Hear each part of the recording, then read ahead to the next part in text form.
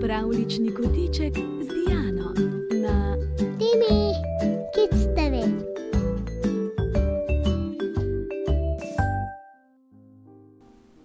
Dober večer, otroci. Čas je za pravljico.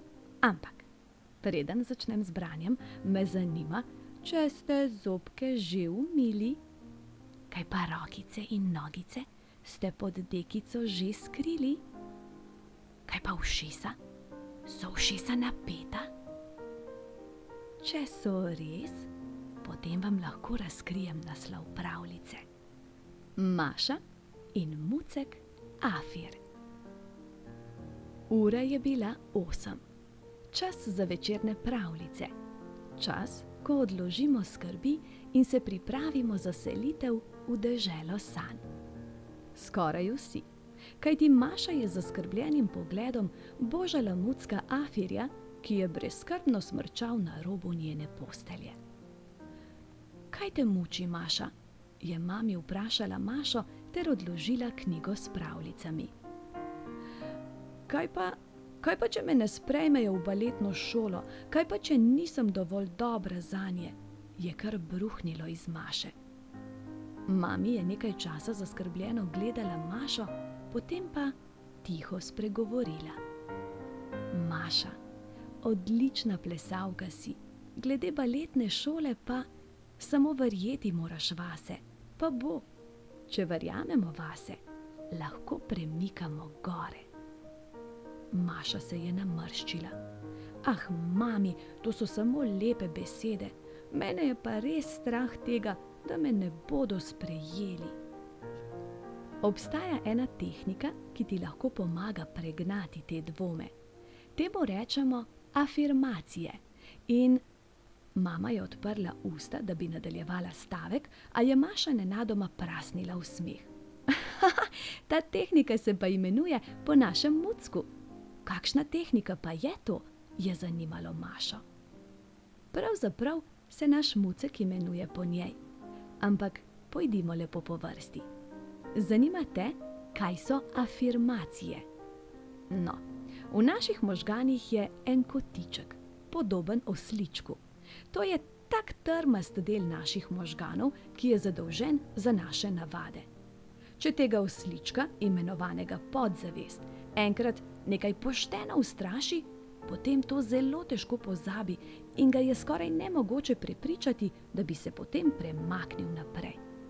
In kot vsi drugi si zapomni le tisto, kar je že 1000-krat počel.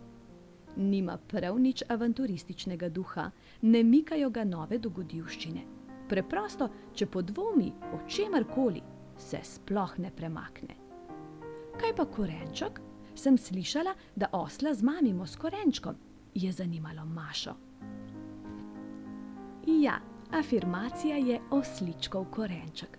Če ponovimo 1000-krat pozitivno misel, recimo, sem odlična plesalka in z veseljem me bodo sprejeli v baletno šolo, si bo ta osliček to zapomnil in bo potem Maša ponosno, brez strahu, zaplesala pred komisijo in jim pokazala vse, kar zna.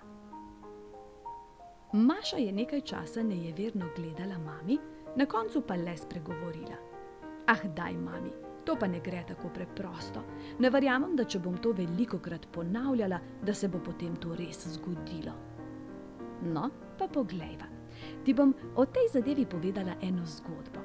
Najprej pa, kako rečejo tvojemu atiju, je vprašala mami. Muci, tako ga kličeta ti in stric Stane, se je zasmejala Maša.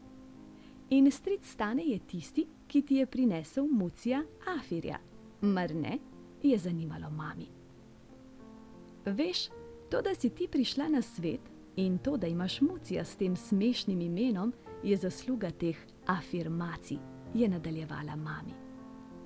A teh, ki skrbijo za tistega oslička v moji glavi, se je zasmejala Maša. Ja, res je, prav teh. Greva zdaj k obljubljeni zgodbi. To je zgodba o tem, kako sva se z atijem spoznala in kako je prišlo do tega, da si dobila Mucija Afirja. Te zanima? Ja, prosim, je vzkliknila Maša. Davno nekoč je živel mladi fant Ivo, ki je bil zelo zaljubljen v sošolko Ano, ki pa sploh ni vedela, da ta Ivo obstaja.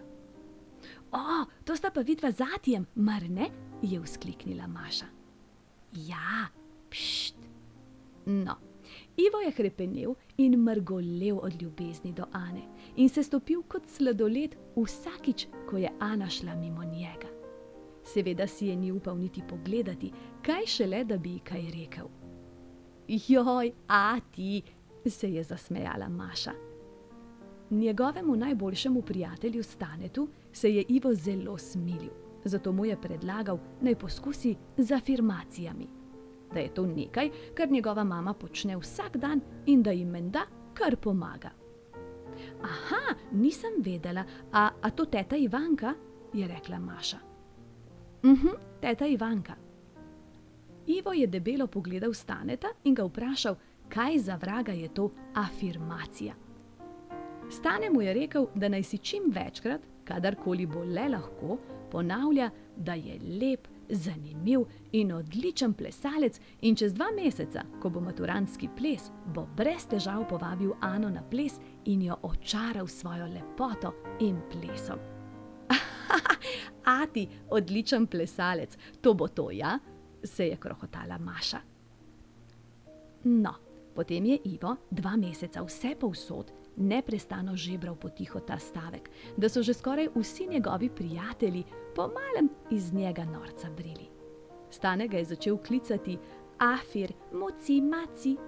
Ivo se je teden pred maturo razjezil na Staneta in mu rekel, da naj neha s tem Afirjem, je zaključila mami. Pa je stric Stane nehal? Je zanimalo Mašo. Ja in ne, Stane je rekel. Prav, te bom pa klical samo muci, maci.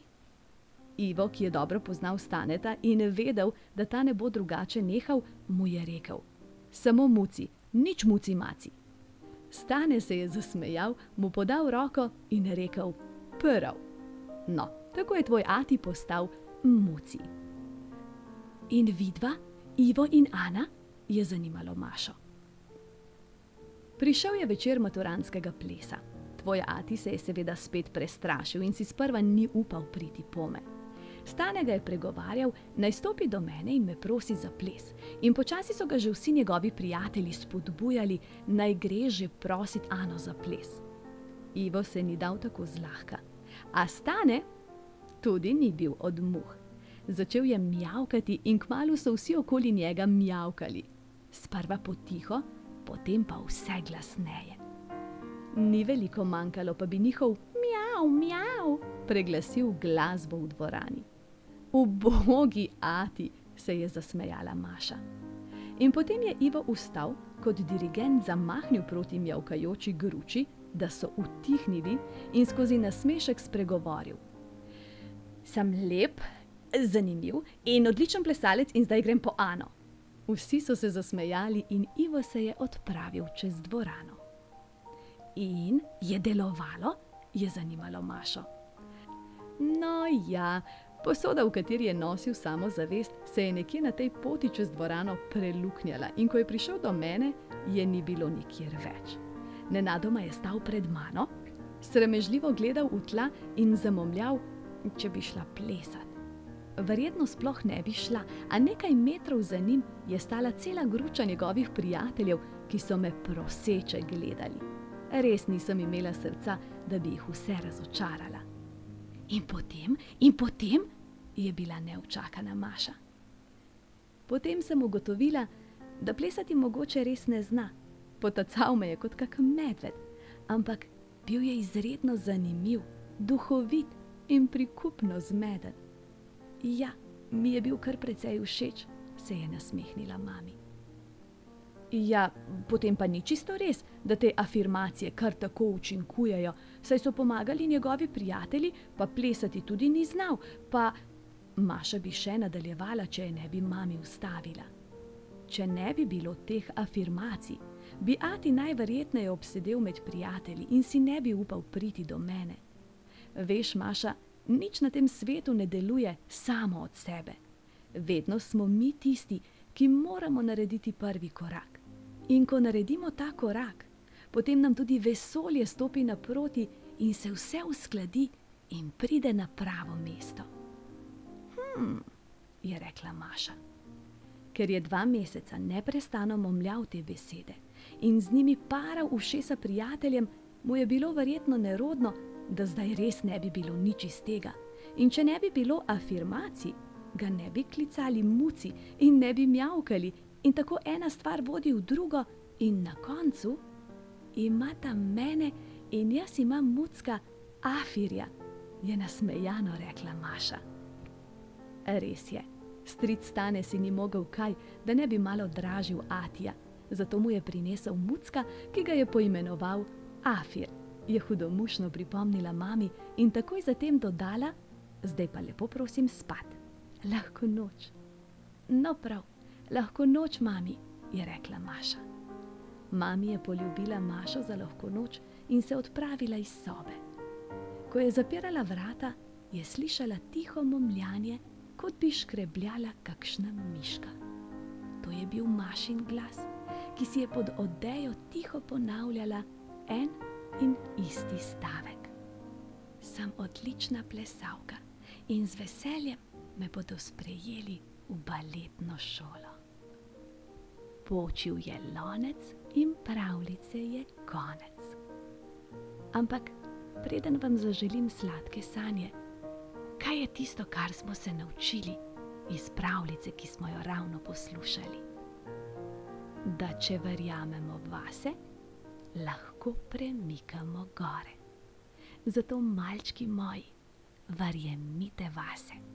Zdaj pa hitro, hitro oči zaprite, mene pa v svojem srčku skrite. Objem, poljubček in sladke sanje.